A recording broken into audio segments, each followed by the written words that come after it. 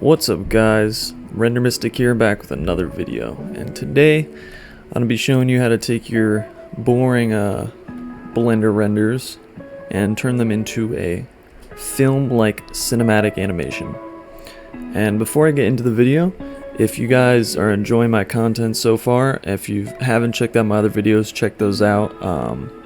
I also have a Patreon. You can go support me through that. Link is in the description. Also remember to subscribe, leave a comment and a like. It helps out with the algorithm. And yeah, let's get into this.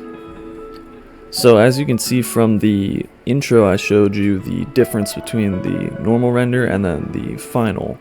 So first thing we need to do is we're going to be inside of Blender. Now I already have my scene set up, and I won't be showing you how to actually set the scene up. I have other videos for that, and if you'd like me to go over this video in detail and show you how I made everything in this video, go ahead and leave a comment and maybe I can go over that in a future video. But for now, this is only be looking at the color editing and how to make it look better, so we're just gonna be focusing on that. Alright, so I have my scene set up here, and you can see if we scrub through this, it plays, and I have an animation. Basically I just hand animated this car here, and it's flying and shit. It's pretty cool. But you'll notice that this video is pretty low contrast, as in it doesn't have a lot of depth, or it has very sharp lines, not a lot of shadow detail or shadowing. So one reason for that is that when we go into color editing, we want it to be very flat colors, and we want it to be very low contrast. That way we can add in the detail, and obviously you'll see in the beginning the difference that makes. So we'll go over the settings now. So in your render properties tab, you're going to want to scroll down here to color management, and I recommend that you install the Filmic Pro look, which is it's a look that enables you to basically add in different stylized lighting for Blender. And the Filmic Pro is basically the best. There's a lot of other ones you can download, but this is what you should be using. And I'll put a link in the description on how to download that. It's pretty simple, the installation. There's a guide on how to do it on the website, but you basically just go into your program files, and then you delete your old color management, and then you copy and paste the new color management files into there, restart Blender, and it should be all set up for you. So yeah, you can see that in here I have the Apple display on, and we can go through these really quickly. If I click on this, it's just basically the same thing. It's a little bit different though. If I go on that, it allows you to view it with, it has a little bit less contrast. And if I go back to the original, you can see the colors are a little bit more blown out. It's a little bit darker. So we don't want that. So we're just going to use the Apple display, and then you can see it says Filmic Log Encoding Base.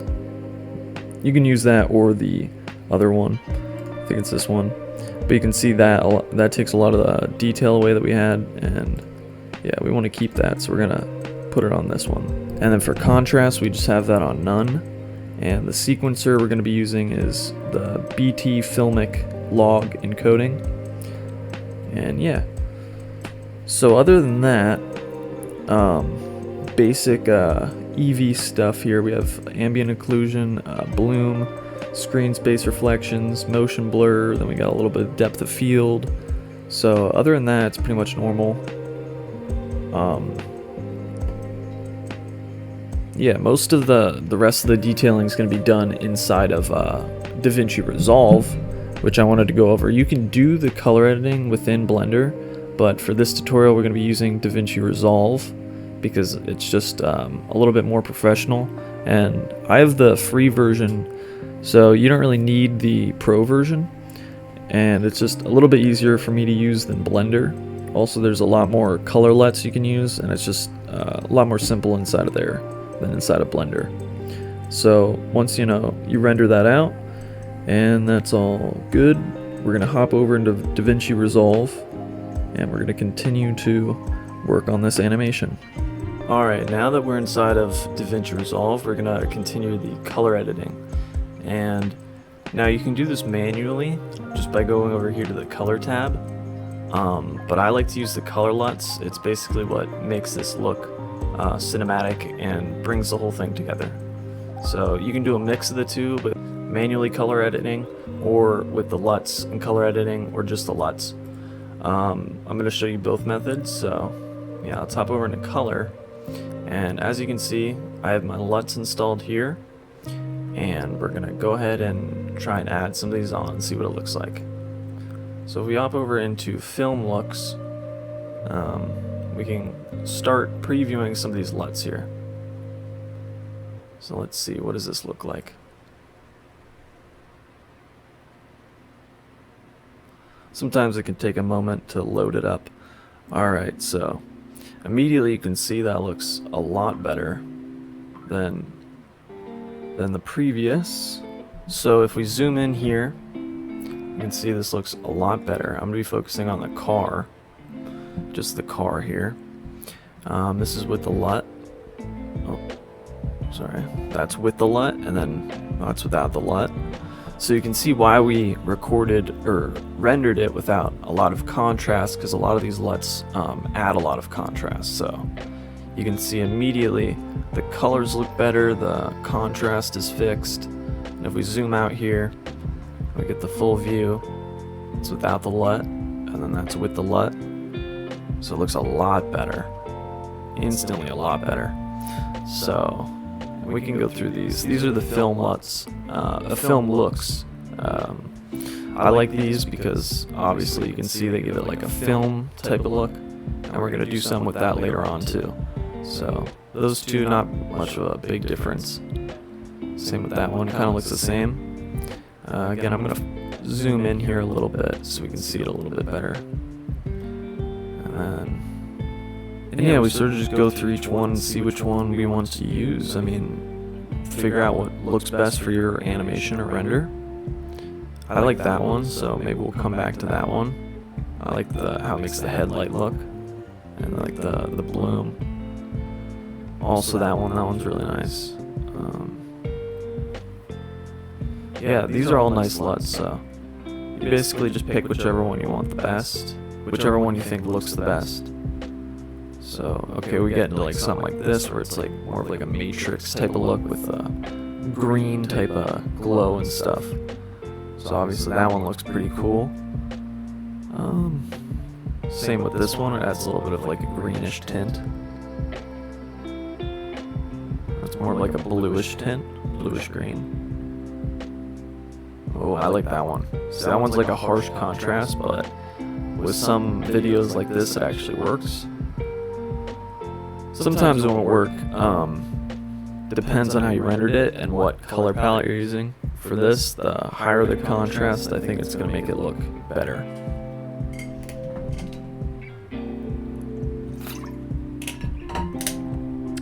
Water break. Anyways, here we go. This one looks nice too. That's more of like a overall colorful one. And then we get the last one here. So yeah, that one looks cool too. Obviously they have a bunch of different ones, like we got black magic here. Ooh, okay. I don't know if these are gonna work for this because obviously it's specific for black magic, it's supposed to be at least. Although that one looks stylized. Depends on what you're trying to go for here. I'm going for a film type of look. See, that one's super saturated, so is that. Obviously, it's really just personal preference. Now the Asus, I think that's how you pronounce it. Akix, Asus. That's actually part of the filmic look. So you would think this one looks the best, but I really don't think it does. I think there's much better ones.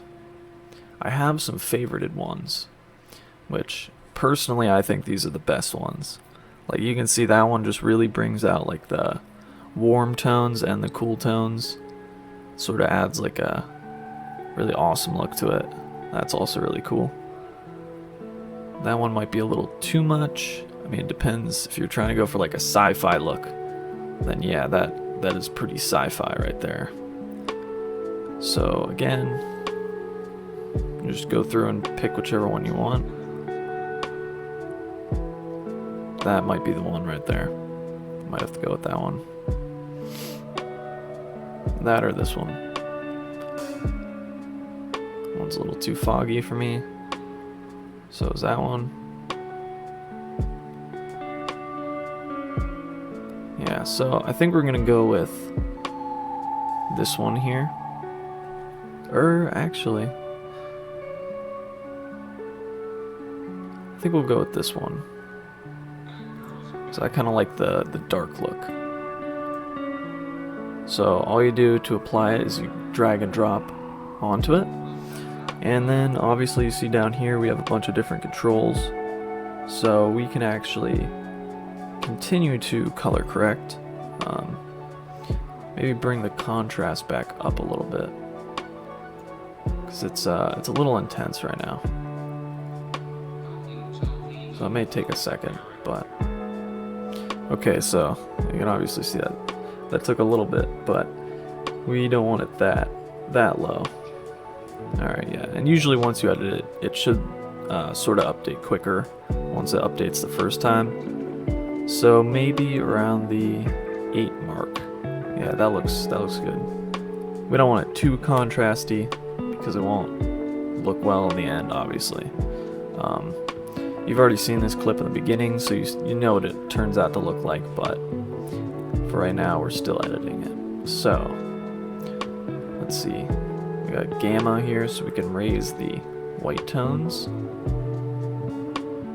We can lower them too, actually. That might, yeah, that looks a little bit better. But we can see there's like a lot of red light here, and that's actually because I rendered it out with a red colored sun and also this headlight here. So maybe if we actually lower the red tones a little bit, keep a little bit of the red, and then raise the blue and the green tones. It's a little too much. Actually, lowering the green tones gives a cool effect. I think we'll keep it like that, actually. Lowering the green gamma. And we can go ahead and find the brightness. Well, there's saturation too. We'll go ahead and lower the saturation a little bit. It's a little bit too much for me, maybe down to 42. And we'll go ahead and find the brightness, which might be on another tab actually. So we can change this to the color wheels, which are the same thing, just in a different, this is the HDR editing. So you can hop over here, this is the RGB mixer. And yeah, I think what we want is actually in here. So actually we can hop back into the editing tab, and once we're in the editing tab, we can go ahead and start adding some effects to make this look even cooler. So all you have to do is hop over to the toolbox, and you can scroll down and find the filters. And once you're inside of filters, there's a bunch of cool effects you can add on. Some of them they won't let you add on because you have to own the pro version of DaVinci Resolve, but there's a lot of cool free effects. And also video transitions, audio transitions, titles, generators, effects, all that. So for filters, we can go ahead and find, look, they got like, all these are going to be paid for, but they do have some cool things like color compressor, color space transformation, chromic adaptation. But what we're going to try and find is, we're going to find glow, first of all. We're going to throw that on top. And inside the effects panel over here, we can edit how that looks. So you can see by changing the spread, changes how much the glow is spread out. Now for this, I want it to be, this controls how much you're zoomed in.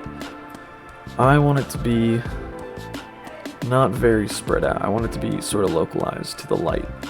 So I'm going to keep the spread. If you see, if I bring it up,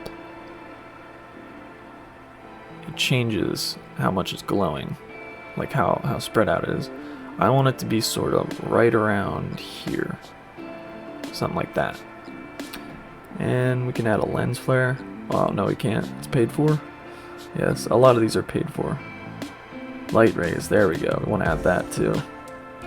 Obviously, because it looks cool. We're gonna hop into the light rays thing here. So we can change how bright they are, how much they shine, the length of them. And I think what we're gonna do is actually keyframe this. So we're gonna start up here, and you can add a keyframe just by going over to the side of it and clicking the keyframe button. We're gonna change the length of it. So first I want the length to be pretty far, but not too far. Just so that it's like down right about here. Because it wouldn't make sense to have the length of it coming through this object since it's a solid object. So we're going to keyframe it, and once it comes down more, we're going to change the length to follow the object physically. And once it stops down there, we're going to bring the length up. And once it starts to fly away, change the length again. Have it go up. Farther away it goes. There we go. Now we got like a sci-fi looking spaceship type of thing. Alright, that looks pretty cool. And also we can change how soft it is. So how soft you want the lights or how hard. I kind of like the look of the hard light. So I think we might keyframe that too and change it up. So hard light up until about maybe here. And change it more of a soft light. And then as it takes off again, sort of change it back to a hard light again. Keep it a little bit soft. Yeah, there we go.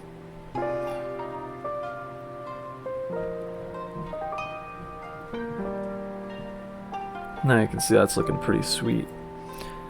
Yeah, you can change the brightness of it, obviously, which I think we might do as well. Keyframing it as well. So add a keyframe. So it lands.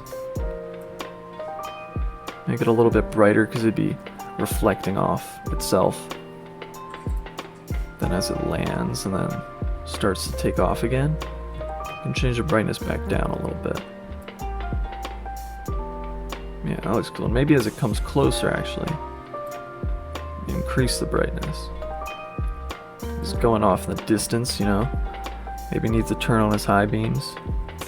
Maybe have this starting a little bit brighter, actually, too.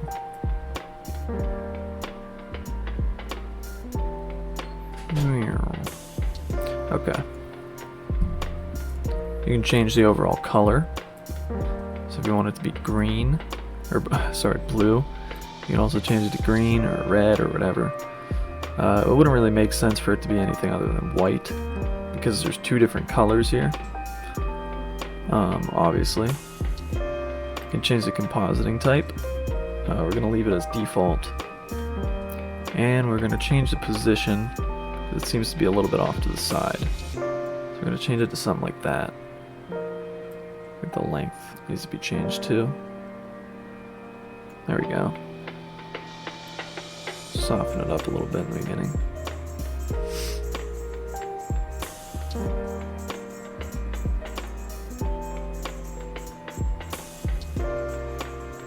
Oh wow. Yeah, I think we'll just keep that around a general lightness.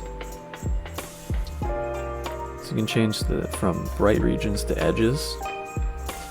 And I kind of like that more. Maybe. Looks a little wonky right there, actually. So maybe we leave the length of it actually a little bit like that.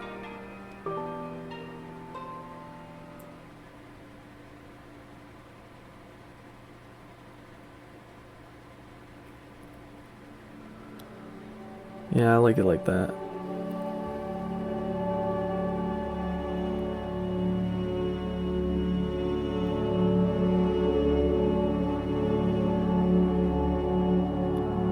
I think it looks pretty good. So another thing we're going to add is we're going to go to search and type in camera and get a camera shake. So now we have a camera shake on our footage, and that's a little intense for me. So I'm going to go ahead and turn this camera shake down.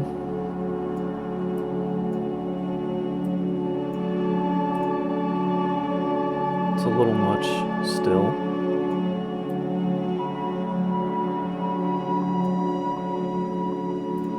I just want to sort of chill camera shake.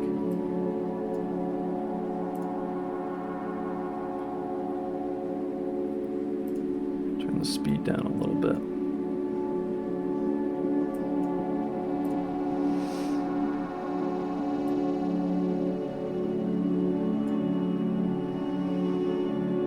And as it drives by here, I think we're gonna keyframe it and have it speed up a little bit.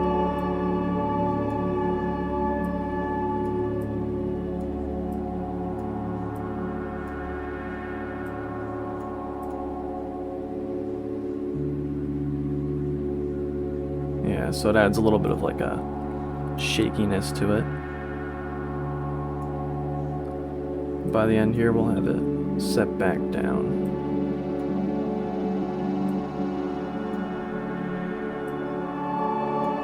So you can see as it drives by, it flies by, boom, it makes a little bit of a shake, and then slows back down. And that's looking pretty good.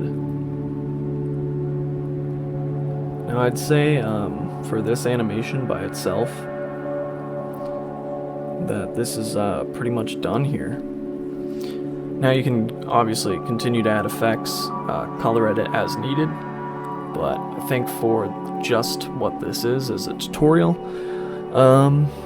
I think this is pretty much done here. So thank you guys for watching. Hope you enjoyed. If you did, you can check me out on Patreon. That always supports me. Really appreciate it if you would. You can also subscribe, leave a like, and a comment asking me or letting me know what you'd like to see next. So yeah.